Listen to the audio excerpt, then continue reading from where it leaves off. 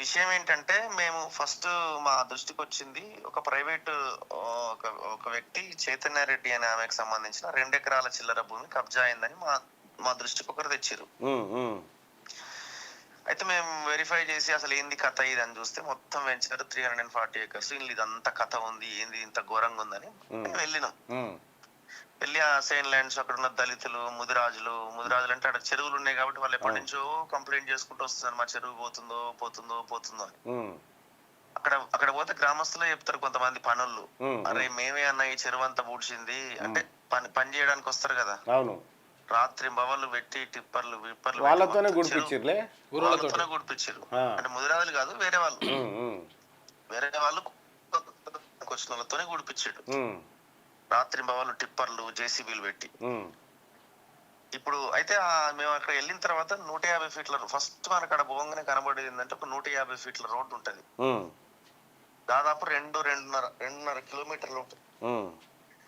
2.5 కిలోమీటర్ల రోడ్డు 150 ఫీట్లు ఉంటది. హ్మ్. అది అసలు హెచ్ఎండిఏ పర్మిషన్ లేదు, తుక్కుగూడ మున్సిపాలిటీ పర్మిషన్ లేదు, హ్మ్. ఒక్క సింగిల్ పర్మిషన్ లేకుండా అంత పెద్ద రోడ్డు వేసేసిండు. హ్మ్. ఆ రోడ్డు మీద ఒక పెద్ద కల్వర్ట్ కట్టిండు 100 మీటర్స్ ది. హ్మ్. అయ్యా అది అసలు ఆ కల్వర్ట్ చెరువు యొక్క నీళ్ళు ఆ కల్వర్ట్ కింద పోయేటట్టు చేసిండు. హ్మ్.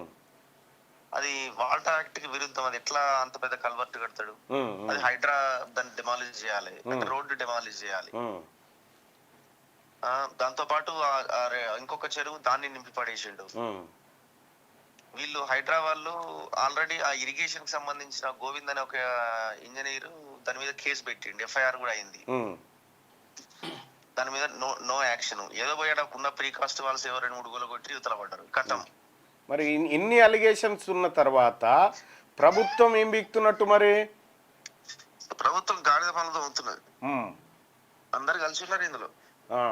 వర్టెక్స్ అన్నట్టు ఆయన కేటీఆర్ కి చాలా దగ్గర. 2014కి ముందు వర్టెక్స్ వర్మ ఉత్తగా చిన్న ఇల్లు కట్టుకునేటాడు. హ్మ్. కేటీఆర్ కి దగ్గర అయిండు, మనోడు నమ్మకస్తుడుగా అయిండు, మొత్తం మనోడికి ఒక రకంగా బినామీ టైప్ లో ఉన్నాడు. హ్మ్. మరి ఇప్పుడు కేటీఆర్ కి బినామీలని ఇప్పుడు వీళ్ళు కాపాడుతున్నట్టేగా. హ్మ్. హ్మ్. అవును. No action. అసలు ఎంత భయంకరమైన అంటే ఒక రకంగా గ్యాంగ్ రేప్ అది ఆ ఏరియా. అదే. అదే.